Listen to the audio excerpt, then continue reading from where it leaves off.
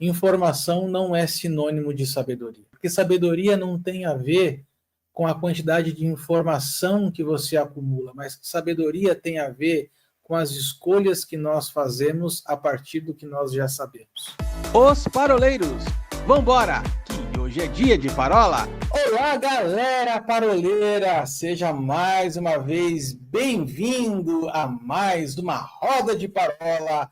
Feliz 2025, afinal de contas, estamos aqui na nossa primeira parola de 2025, começando ano novo, começando mês novo, começando tema novo, mas o importante é que o penteado do nosso Mente Brilhante continua velho, nada de novo debaixo do sol, né, Paulinho? Não, o cara é uma sumidade, né? Uma sumidade. Né? O mundo tem inteligência artificial, mas nós temos uma inteligência legítima, verdadeira, né? Lustrosa, inoxidável e, por que não dizer, brilhante. Era o mínimo que eu esperaria de vocês nessa nova temporada de Os Paroleiros. Que vocês, de fato, de verdade, reconhecessem quem sou eu nesse grupo aqui. É verdade. Se não fosse você, eu não sei quem faria. Bom, pessoal, estamos aqui de volta, então, para começando mais um ano. E o nosso tema novo, que nós vamos começar aqui, nós conversaremos, paraloraremos. Por favor, só letra aí, paraloraremos, ô Mente Brilhante. A gente vai começar um tema novo aqui, que é sabedoria para os nossos dias. A ideia é a gente conversar um pouquinho sobre as muitas lições que existem dentro do livro de Provérbios, e certamente se a gente fosse puxar todas elas, 12 episódios jamais seriam suficientes, mas a gente vai tentar aqui de uma forma didática puxar algumas colunas, alguns fundamentos que são principais, os pilares, quem sabe, desse livro de Provérbios, e trazendo para você aí que nos ouve, para você que nos assiste, 12, então, episódios para nós conversarmos sobre sabedoria. Bom, sempre a gente começa um tema novo, quando a gente começa um tema novo, a gente gosta de trazer, então, como o senhor gosta de falar, os fundamentos, né, daquilo que nós estamos falando, mesmo porque a gente sabe que um texto fora de contexto se torna pretexto para a criação de heresia. Então, a gente quer trazer para você aí que nos acompanha um fundamento bíblico, contar um pouquinho deste panorama do livro de Provérbios. E para isso, nós temos aqui entre nós um PhD em teologia proverbial. Então, eu quero aqui nesta hora, Paulinho, por favor, conta para a gente um pouquinho qual é o contexto desse livro de Provérbios, em que pedaço da Bíblia está. Conta para a gente um pouquinho, para o pessoal que está nos acompanhando, se situar sobre este livro tão importante. Quando você falou de PhD em teologia proverbial e me chamou, eu achei que era para apresentar o Will, né? Mas tudo bem, se você quiser que eu fale, eu falo. Mas tudo bem, vamos lá, né? Só para a gente nortear, né? Existem algumas subdivisões na Bíblia que, de repente, elas nos auxiliam a localizar os textos e a entender a intenção dos textos. O Antigo Testamento, por exemplo, ele tem 4 modelos redacionais. Ele tem o chamado Pentateuco, né, que são os 5 primeiros livros da Bíblia, a Torá da Bíblia hebraica. Logo em seguida tem os históricos, né, conforme o próprio nome pressupõe, livros que contam uma história, que registram uma história. Né? Depois a Bíblia vai ter os livros poéticos ou sapienciais, eu já volto neles.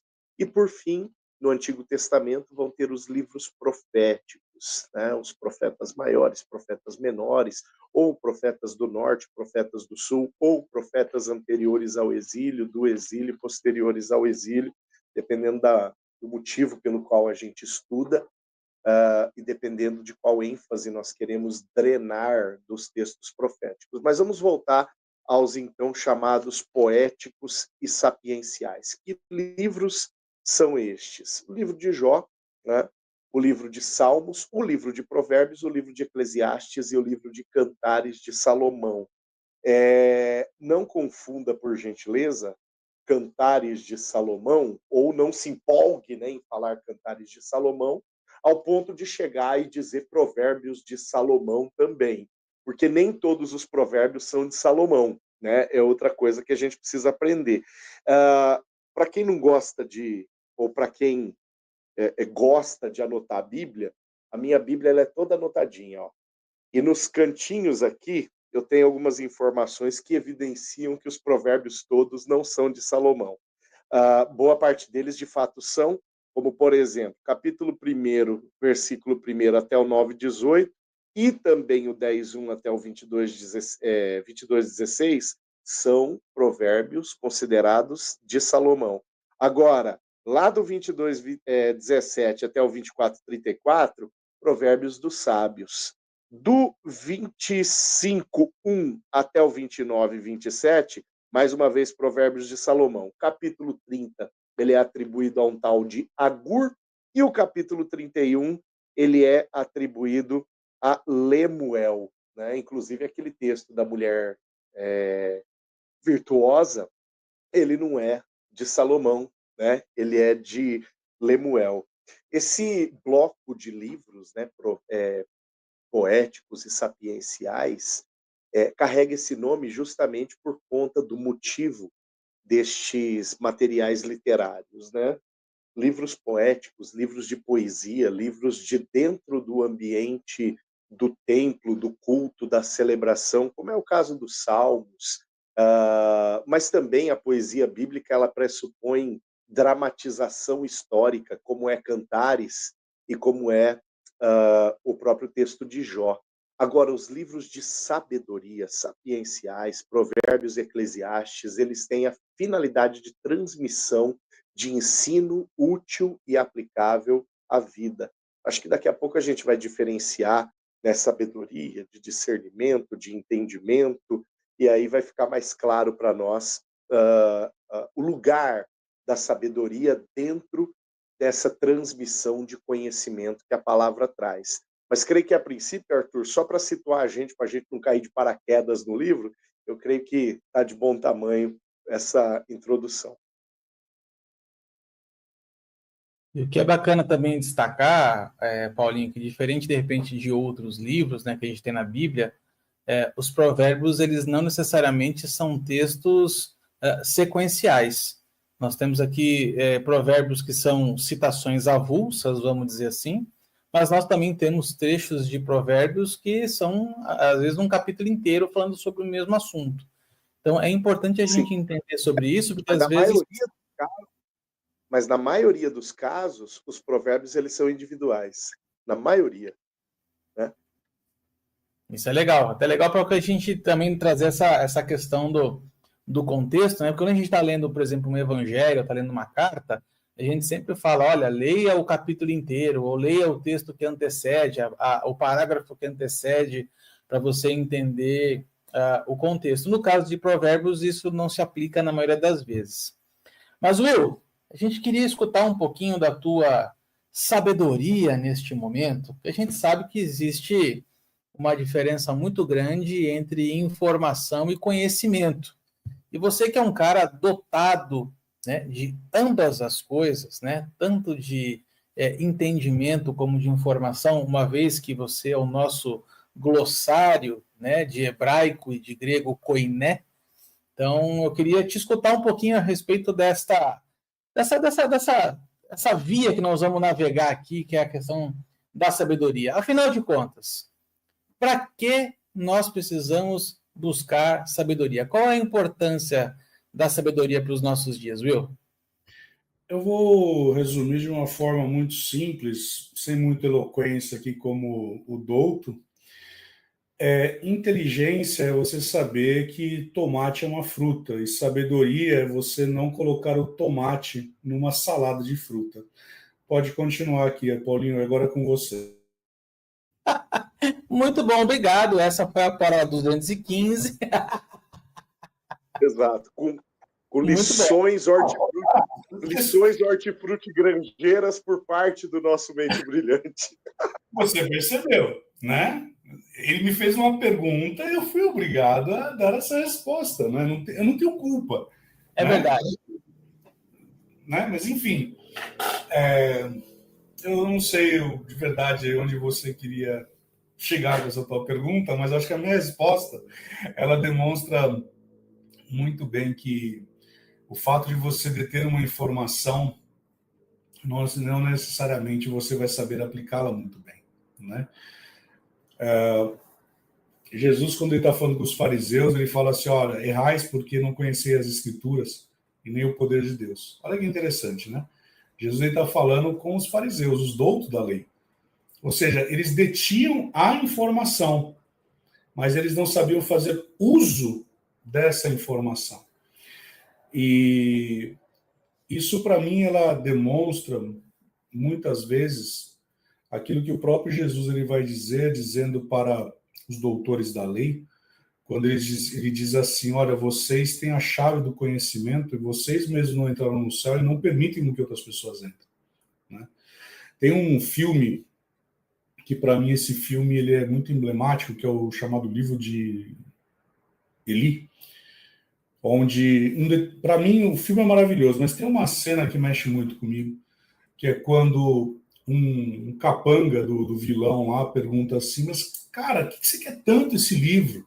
Né? Por que você deseja tanto esse livro? E aí, ele está falando da Bíblia, né?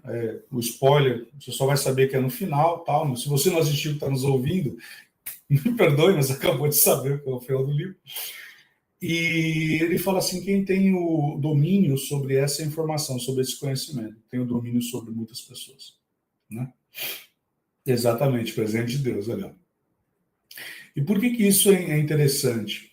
Nós estamos hoje vivendo numa geração onde o domínio da informação ela é muito mais valiosa, é um capital muito mais rico do que qualquer recurso que você tenha dentro do seu banco. Né? E quando nós vamos ver a palavra, eu tenho estudado nesses últimos meses a respeito de como Paulo, Pedro, João, Judas, eles se levantam contra a falsa doutrina, como eles se levantam contra a falsa profecia. E ele está falando basicamente o seguinte, olha, cuidado com o conhecimento que você está tendo. Porque o conhecimento que você pode estar absorvendo, ela não necessariamente ela vai te promover. Né? Então, volto na brincadeira do tomate, porque muitas vezes você pode estar cortando lá o seu tomate Juliane e querendo colocar junto com o kiwi, não vai dar certo. Né? E as pessoas hoje estão tendo um acesso muito fácil à informação. Mas qual é o nível da informação que nós estamos recebendo? Né? Qual é o nível do evangelho que você está recebendo? Eu tive o prazer ontem de ministrar na minha igreja e eu falei sobre aquele famoso texto de Paulo que diz que as nossas armas, elas não são carnais, mas elas são poderosas em Cristo para destruir sofismas. Né? Eu não posso deixar de inaugurar essa nossa nova temporada sem citar a Bíblia The Passion Translation, onde, dentro dessa nova versão, né, parafraseando, é uma paráfrase, né, para o Paulinho não se sentir menosprezado, ele vai dizer o seguinte, as nossas armas, as armas da nossa militância ou do nosso exército, elas não são naturais, elas são espirituais e empoderadas pelo poder divino de Deus para destruir toda manipulação. Veja como a própria Bíblia ela vai nos dizer de uma forma tão rica a respeito da necessidade de nós sabermos que nível de informação nós estamos recebendo, como nós estamos recebendo. Provérbios vai dizer assim, do que você deve guardar, guarda o seu coração, porque dele procede as fontes da vida. Então, isso significa dizer que eu posso ter o meu coração alimentado ou eu posso ter o meu coração contaminado. Então, o nível de informação que eu vou receber não necessariamente vai trazer para mim vida.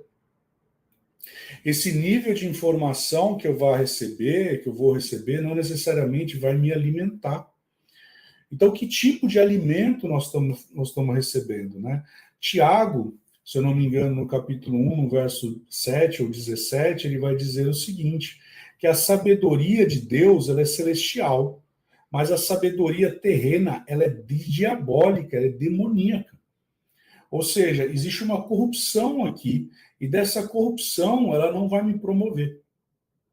E, de novo, eu posso fazer uma salada de fruta, mas eu tenho que entender que o tomate, ele não é um ambiente favorável naquela salada de fruta. Então eu posso ter todo o conhecimento, né? Mas eu não saber lidar com aquele conhecimento. Eu ouvi algo a semana passada de uma ministra na nossa igreja que ela diz o seguinte, você é escravo daquilo que você não conhece. Ou seja, conhecereis a verdade e a verdade vos libertará. A palavra verdade no grego significa realidade. Então, conhecereis a realidade e a realidade ela vai te libertar. Agora, se eu não conheço a verdade e a realidade, eu sou cativo. Então, Arthur, quando nós vamos falar a respeito de informação, eu posso ter um conteúdo, um conjunto, eu posso ter um compêndio de informações. Mas eu, por mim mesmo, tendo essa informação, não vai adiantar nada. Aliás, não é à toa, porque Paulo lhe diz o seguinte, né, que a letra, ela por si só, ela mata. Mas é o Espírito, a palavra revelada, como está lá em João, capítulo 6, no verso 63, que ele vai dizer o seguinte, que a palavra que vos tenho dito, ela é Espírito e ela é vida. Então, de novo, eu posso ter a informação, vamos usar o Logos, eu posso ter o Logos de Deus, mas o Logos de Deus, por ser só o Logos, não me gera nada. Agora, quando esse Logos ele é associado com o Espírito e a vida que está na palavra rema de Deus, aí sim vai gerar para mim os benefícios. Então, quando nós vamos estudar Provérbios, é maravilhoso, né? Você entender que Provérbios de Salomão, ele vai dizer algo maravilhoso, porque basicamente Provérbios, e aí o Paulinho fala com toda a razão e toda a propriedade, que não é apenas e tão somente Provérbios de Salomão, né? Mas vai dizer a respeito daquilo que é o temor do Senhor, qual é a base para que a gente norteie a nossa vida. E para terminar aqui, a Bíblia é tão maravilhosa que eu fico imaginando Deus falando o seguinte, rapaz, o nosso povo precisa, porque ele está numa reunião, ele com o Espírito Santo de Jesus, amém? Então, o nosso povo precisa ter um devocional. Mas como nós vamos fazer? Nós não vamos ter o devocional de Paulo Amêndola, né? Escrito. Nós não vamos ter isso. Que tal se nós dessemos para o nosso povo 31 capítulos, de modo que a pessoa possa ler um capítulo por dia, e isso vai dar um mês certinho. Então, se você que tem dificuldade na leitura, na expressão, sobre conhecer mais a verdade, dedique um capítulo do dia para Provérbios, e te garanto que você vai entender e vai avançar muitíssimo. Eu fiz essa pergunta para você, Will, porque eu tenho o seguinte entendimento. Hoje nós vivemos numa época em que nós temos a maior quantidade de informação de toda a história. Eu fiz uma palestra para um grupo de adolescentes há 20 anos atrás, e no gráfico eu trouxe que desde a Idade Média, a quantidade de informação ela dobrava a cada 150 anos. A partir do século XX, essa velocidade começou a diminuir para 12 anos. Hoje, com a internet, a quantidade de informação toda do mundo acumulada, ela dobra a cada 2 ou 3 minutos, uma coisa assim. Ou seja, hoje nós temos acesso a uma quantidade de informação que ela nunca foi, talvez, imaginado que nós teríamos. Mas a gente percebe que, ao mesmo tempo que nós temos uma quantidade enorme de informação, a nossa geração entra numa crise de sabedoria, talvez que eu nunca imaginei que nós fôssemos entrar. O que quer dizer isso para quem está nos ouvindo e para nós aqui que estamos conversando? Informação não é sinônimo de sabedoria. Conhecimento por conhecimento não é sinônimo de sabedoria, porque sabedoria não tem a ver com a quantidade de informação que você acumula, mas sabedoria tem a ver com as escolhas que nós fazemos a partir do que nós já sabemos. E aqui eu acho que está o grande pulo desse nosso tema de abordar sabedoria, porque uma coisa que a gente sempre conversou desde o começo aqui dos paroleiros é que a gente nunca teve a intenção de fazer com que as nossas parolas elas se tornassem teses teológicas, né, e nem algo que fosse demasiadamente difícil para as pessoas que nos acompanham em casa, no trabalho, enfim, na escola, na academia, entenderem o que nós estamos falando. Então, no meu entendimento, a gente vê assim, hoje eu tenho visto e ouvido pessoas extremamente inteligentes que dominam um assunto, mas que têm muito pouco sabedoria na hora de tomar suas decisões. O que me dá a sensação que a sabedoria diz respeito à aplicação do entendimento que nós temos. Muitas pessoas elas têm parado no conhecimento. E aí eu vou, se você me permite, Will, eu quero usar uma frase que você usa bastante. Ontem, inclusive no seu sermão, você usou. E eu gosto muito quando você diz assim, fala assim, luz chegou.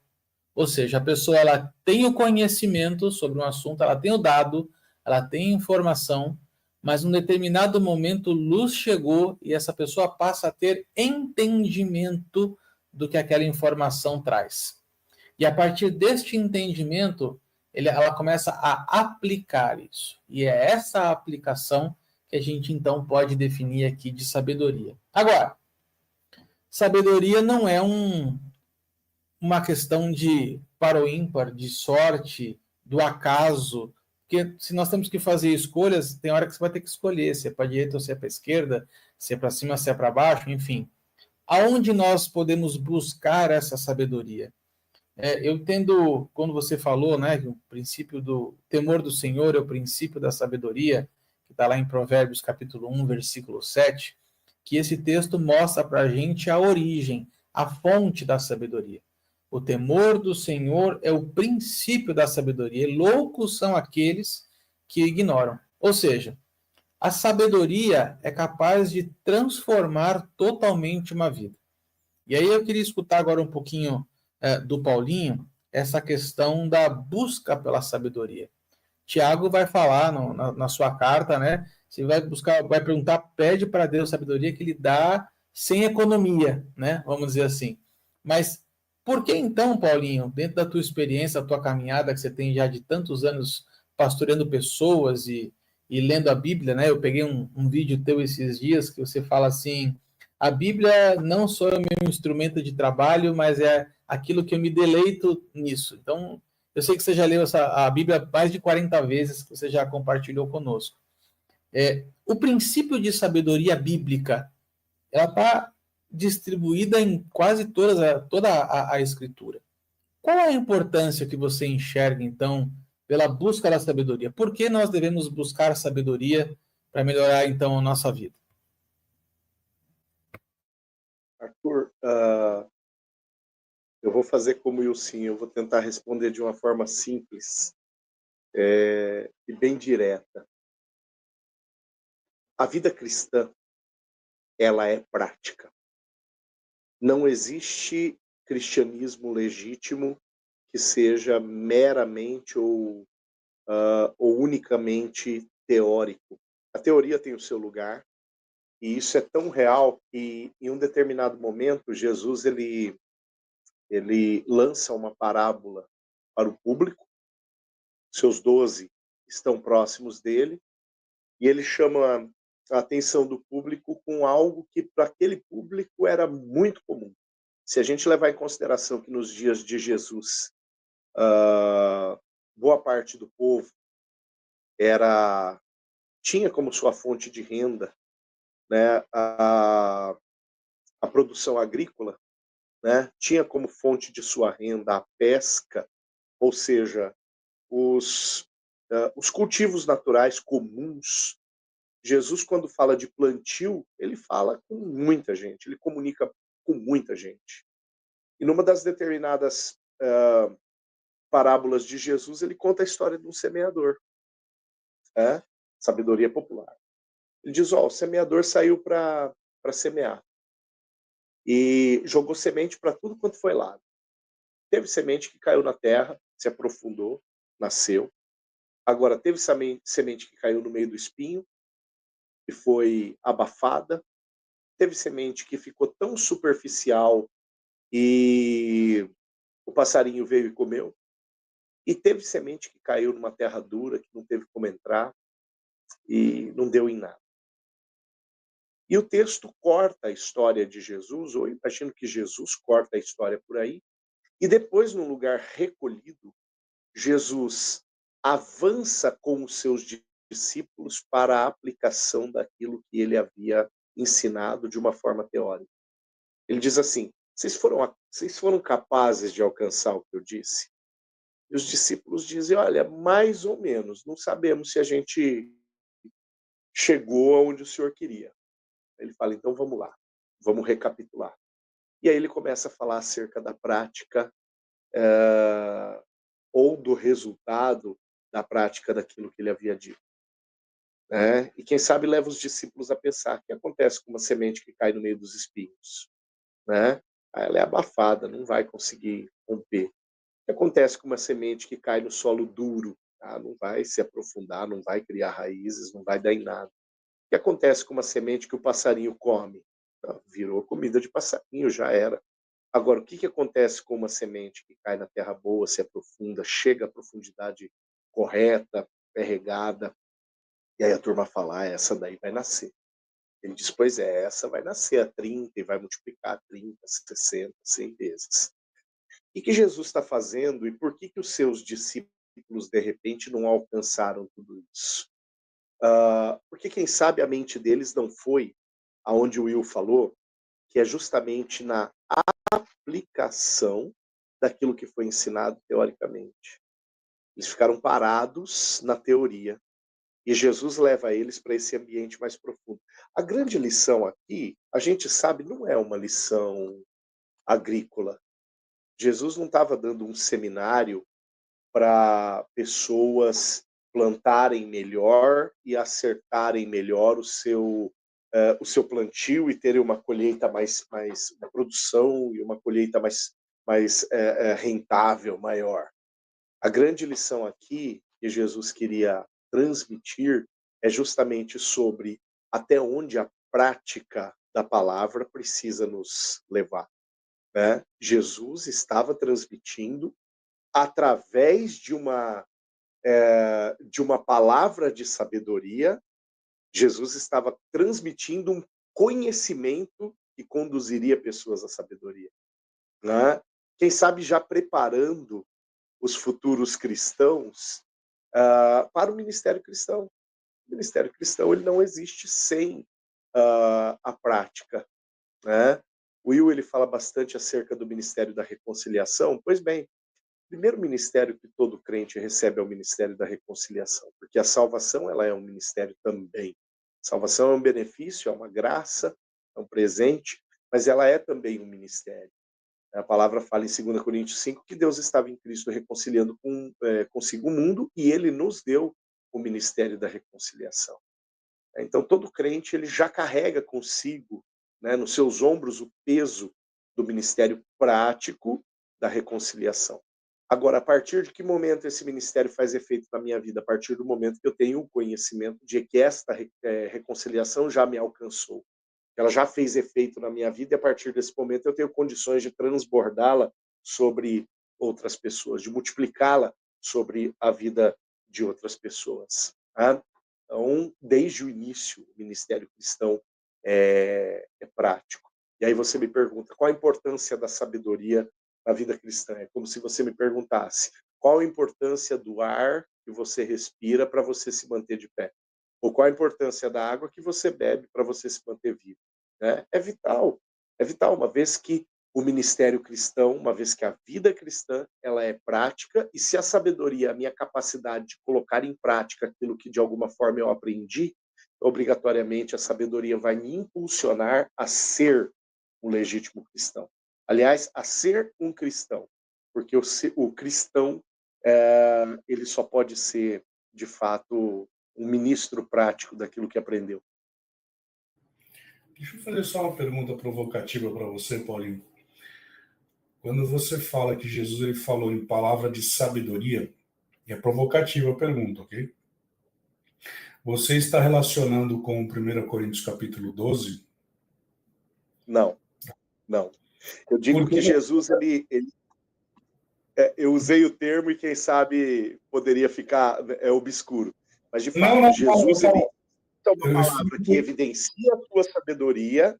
Jesus ele evidencia a sua sabedoria a partir daquela palavra para instigar a sabedoria dos discípulos. Por que eu faço essa provocação? No livro do Reinhard Bonnke, ele fala que o dom que está lá em 1 Coríntios capítulo 12, da palavra de sabedoria, palavra de conhecimento, ela não é aquilo que diz respeito à associação com a palavra profética. Ele fala que a palavra de sabedoria, de fato e de verdade, é uma manifestação sobrenatural do Espírito Santo que nos empodera a ter uma sabedoria sobrenatural. Eu acho interessante essa visão que ele dá, apesar de, na minha perspectiva, dele distorcer o dom, né, sobre o que é palavra de conhecimento e palavra de sabedoria. Quando você falou isso aí, eu falei, peraí que eu vou pegar ele na curva. Por quê? Palavra de sabedoria, do jeito que você falou, dá a entender que Jesus ele estava usando da profecia, né? De um dos dons revelacionais. Não vamos falar da profecia, vamos falar de forma correta. De um dos dons revelacionais, né? Mas essa é uma fala de Reinhard Bonnke no livro sobre dons do Espírito. E ele fala isso, ele gasta, mais de 30 páginas falando sobre isso. E ele chega a ponto de dizer, olha, a pessoa, ela foi se consultar comigo, e aí eu cheio do Espírito, e eu tive essa palavra de sabedoria, mas não no sentido de, como palavra de conhecimento diz respeito ao dia de ontem e o de hoje e tal, e sabedoria diz respeito ao dia de amanhã. Enfim, né? Eu queria fazer essa provocação com você sobre essa ótica. Sim. Inclusive, você citou o Bonnke, mas nos capítulos 2 e 3 do meu livro, eu falo justamente sobre esses dois dons. Palavra de conhecimento, ele entra lá no... aliás, palavra de sabedoria entra lá no capítulo 2, e a palavra de conhecimento entra no capítulo 3. Mais uma vez, está aqui, né? Entra lá no Paroleiros. Procura lá. Mas, enfim, de fato, não falei nesse aspecto, Will. O que eu quis dizer é justamente o fato de que Jesus foi prático, né? E através do seu ministério prático, usando palavras para explicar a sabedoria como ação prática, ele instigou os seus discípulos, né? E quem sabe ali ele demonstrou para os discípulos que eles não estavam tão prontos como poderiam imaginar, né, para colocar os seus dons a serviço do reino. Então, já que você falou sobre isso daí, já fez o jabá do seu livro, então fala para nós o que é palavra de sabedoria, palavra de conhecimento. E você que está nos assistindo, larga a mão de ser mão de vaca, vai lá nos Paroleiros e compra o livro do irmão. Então pronto, então larga a mão de ser mão de vaca, vai lá e compra o livro. Não vou falar não. E para quem está curioso aonde basta acessar www.osparoleiros.com.br/editora e você vai encontrar lá o livro do Paulinho para você adquirir. E também, do Tutuco, hein? Esse também. Meninos, eu quero aprofundar aqui, afinar um pouquinho, quem sabe, o nosso caminho aqui. A gente já falou um pouquinho sobre a questão do livro de Provérbios, definimos, acho que delimitamos muito bem o que é a sabedoria. Eu queria entrar com vocês agora por um caminho, uma vereda, mostrando que a sabedoria é algo que não é um download pronto, ou seja, a sabedoria também é um caminho, é uma jornada a ser percorrida. Assim como a palavra vai dizer que nós temos que desenvolver a nossa fé, a sabedoria é algo que a gente tem que estar buscando também constantemente. Acredito eu, né, pelo menos é o sentimento que eu tenho, e quanto mais a gente busca, mais a gente se torna sensível à voz do Espírito Santo. O que me traz uma relação bem interessante, Will, e aí eu queria te ouvir, dessa relação entre sabedoria, sensibilidade e discernimento. Ou seja, quanto mais sabedoria nós buscamos, mais discernimento nós temos, né? Mais luz chega, vamos dizer assim, mas isso também é uma busca diária. Você acredita que a gente talvez fale pouco a respeito disso e as pessoas gastem pouco tempo buscando sabedoria? Nós falamos agora há pouco sobre o que Tiago fala, né? Se você tem deficiência para alcançar a sabedoria, peça a Deus e Ele lhe dará, né? Eu não tenho como deixar de associar. Você falou sobre discernimento nós vamos falar sobre uma das manifestações, né? E nós vamos falar sobre discernimento de espírito. Mas quando nós estamos falando sobre a busca pela sabedoria, nós falamos também sobre eu ter o conhecimento. Então veja que eu não consigo desassociar o ter a informação, ter o conhecimento e ter a aplicação daquele conhecimento. Mas para que eu consiga ter a aplicação desse conhecimento, eu não posso deixar de lado o meu Paracleto. Eu não posso deixar de lado o Espírito Santo. Eu não posso deixar de lado daquele que vem para me empoderar e vem para fazer com que eu caminhe numa novidade de vida, né? Jesus, lá em João, capítulo 14, ele é muito claro, ele vai dizer o seguinte: olha, é necessário que eu vá para que o outro venha, né? E ele vos ensinará todas as coisas, tal, e assim, ele chega no determinado momento que ele fala assim, e ele te fará recordar de todas as coisas. Então, veja, ele está falando, olha, o Espírito Santo, ele vai ser um pescador, que ele vai jogar o anzol e vai buscar aquilo que é necessário para você utilizar e empregar, né? Quantas vezes nós estamos apurados, passando por alguma dificuldade, alguma luta, e a gente começa a orar, buscando sabedoria. Deus, eu não sei o que eu faço nesse momento, né? Essa oração, na verdade, eu estou pedindo para Deus sabedoria, né? Deus, eu não sei o que eu faço nessa situação, o que eu faço, né? E o Espírito Santo vai lá, joga a sua varinha e busca, né? Se nós seguíssemos de fato de verdade o que Paulo fala, né? Habite, pois, ricamente em vós a palavra de Deus. A partir do momento que essa palavra está tão robustecida dentro de nós, a partir do momento que eu associo a minha fé, a minha necessidade à busca, o Espírito Santo ele vai lá e cumpre a profecia que está lá em João capítulo 14. Ele vai trazer à minha memória aquela verdade, ele vai trazer à verdade aquilo que vai fazer com que eu caminhe naquela novidade de vida, né? Então, veja, nós somos seres espirituais, né? Então, eu preciso ter o meu espírito robustecido com a palavra. Veja, eu não consigo desassociar a palavra. E nós vamos falar aquilo que, de novo, né? Filho meu, amarra no teu pescoço os meus mandamentos, né? Lógico que hoje nós não vamos fazer isso, né? Ele está falando para uma cultura específica, mas hoje, o que nós poderíamos fazer? Nós teríamos que encher o nosso coração da palavra, né? Nunca se ouviu tanto sobre a palavra, nunca se teve tanto acesso à palavra, mas também nunca se teve tanto acesso a tamanhas heresias e palavras que, desassociadas, acabam trazendo e comprometendo a própria integridade da palavra. Vamos lá, o próprio Paulo vai dizer a Timóteo, dizendo o seguinte, olha, mantenha a sã doutrina, mantenha o padrão da sã doutrina. Então veja que quando eu tenho a palavra habitando em mim de uma forma rica, na medida que eu tenho a necessidade, a urgência da sabedoria, o Espírito Santo ele vai lá e ele vai buscar. E aí eu posso tocar num outro aspecto, que é a respeito do orar em outras línguas. A Bíblia vai dizer que quando eu oro em outras línguas, o que vai acontecer? Ele vai revelar mistérios. Mistérios são aquilo que está oculto em Cristo.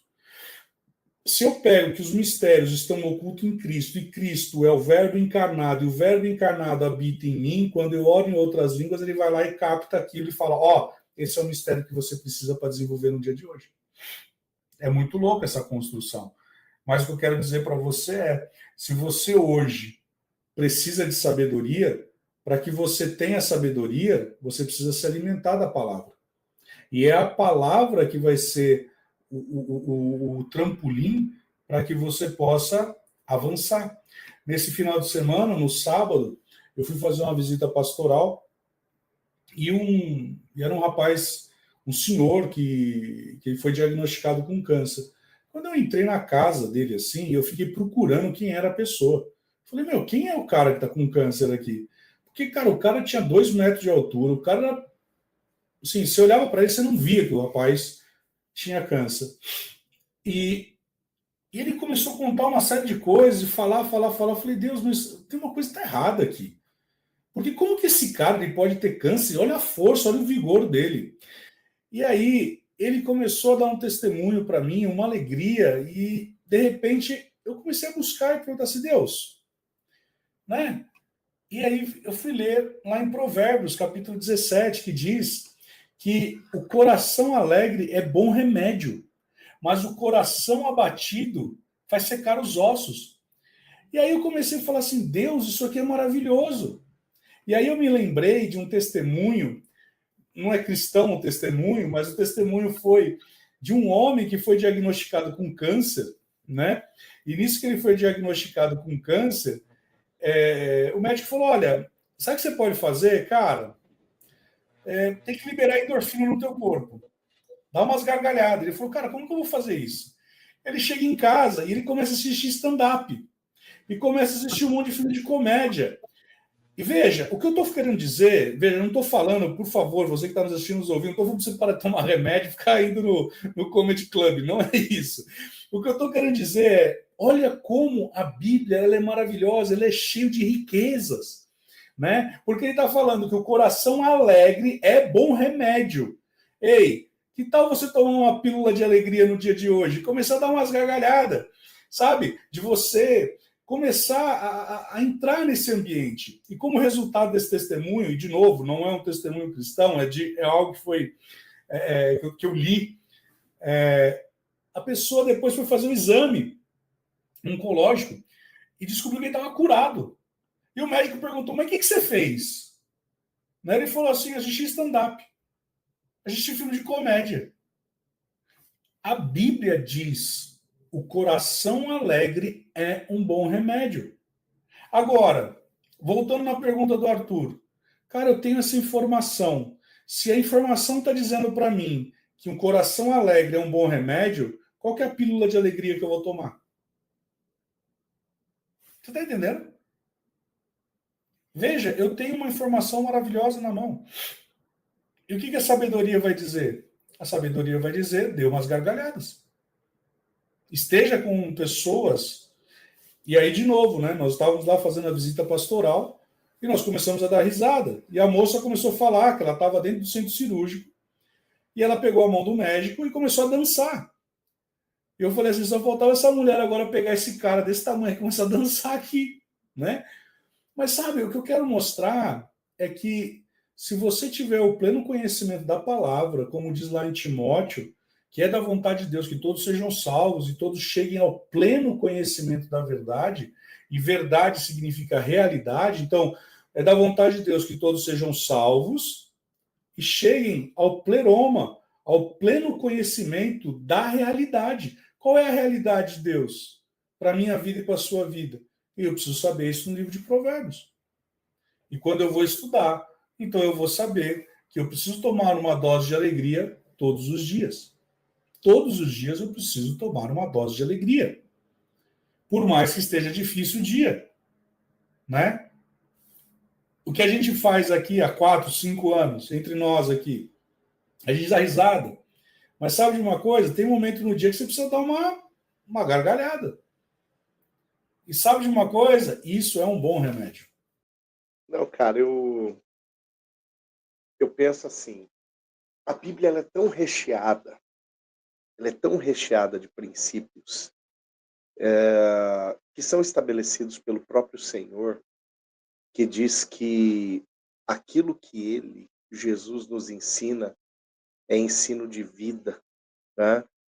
Fico pensando, foi o próprio Espírito de Deus, segundo o próprio Jesus, que revelou para Pedro quem Jesus era, né?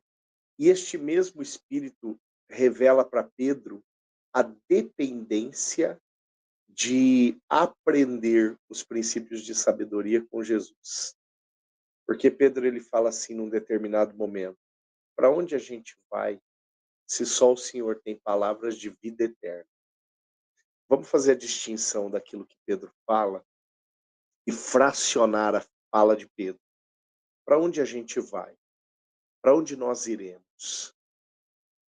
Jesus chama Pedro e os outros 11 para uma vida prática, para andar com ele. É isso que está registrado em Marcos 3,14. Então Pedro fala assim, cara, a gente já não tem mais uma razão de vida, um motivo de vida, se não for do teu lado. Vida pressupõe prática. A fala de Pedro, continuando fracionando, a fala de Pedro, para onde a gente vai se só o Senhor tem as palavras de vida eterna?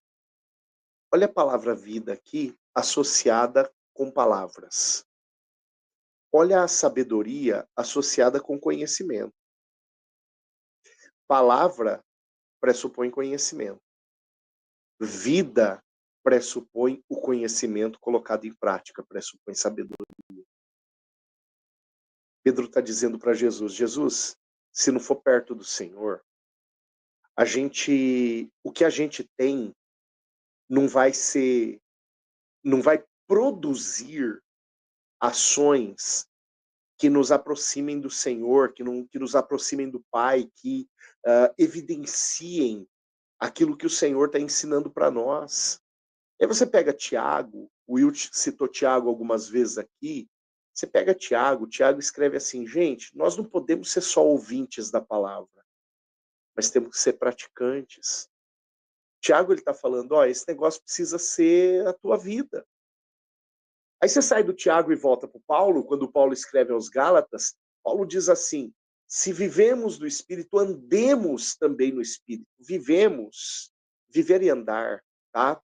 Pega essas duas palavras. Viver significa ser vivificado pelo Espírito. O Espírito, conforme o Will disse, ele planta a sabedoria em mim. É o Espírito quem vivifica a palavra em mim. É isso que a palavra diz. Agora, o desafio de Paulo ali é, se vivemos no Espírito, se a palavra foi vivificada em mim, então eu preciso andar.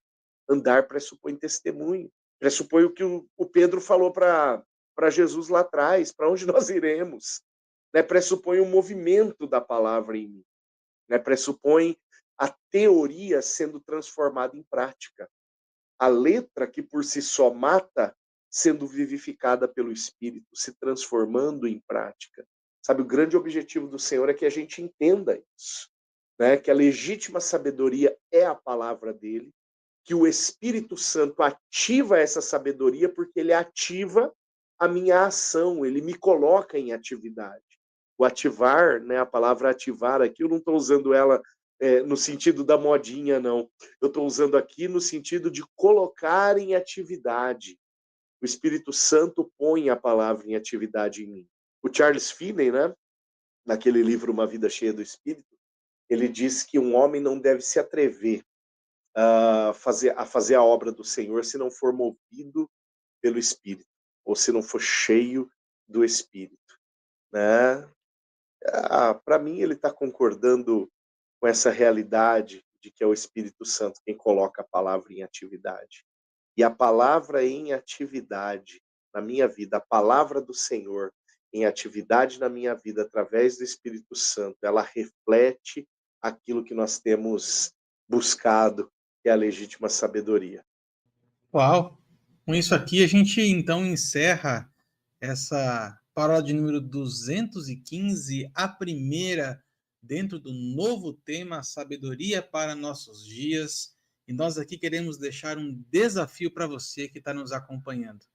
Busque sabedoria todos os dias da sua vida. Sabedoria não tem a ver com teoria, mas sabedoria tem a ver com prática. E eu aqui encerro esta parola com uma frase que eu gostei, eu vi na internet, diz assim: o conhecimento abre portas, a inteligência faz você passar por ela, mas é a sabedoria que te faz permanecer lá.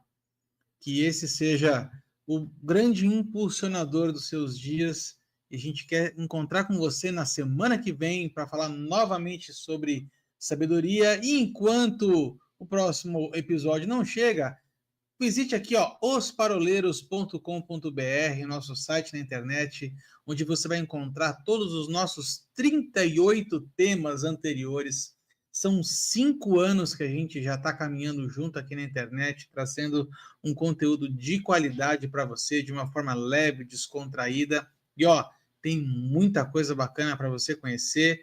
Tem os nossos livros, tem o nosso curso de introdução de interpretação bíblica, muito conteúdo bacana para você transformar em sabedoria prática para os seus dias. Então, já deixa o seu joinha aqui, compartilha esse vídeo com todos os seus amigos, os seus conhecidos, os seus vizinhos. E, se você prefere em formato de podcast, os Paroleiros também estão no Spotify em formato de áudio e até mesmo de vídeo. Isso mesmo, você vai poder ver a gente lá no Spotify. E a gente se encontra na semana que vem, se Deus quiser. Meninos, bom estar de volta com vocês aqui e que o nosso 2025 seja incrível. Um grande abraço para vocês, fiquem com Deus e até a próxima. Tchau, tchau.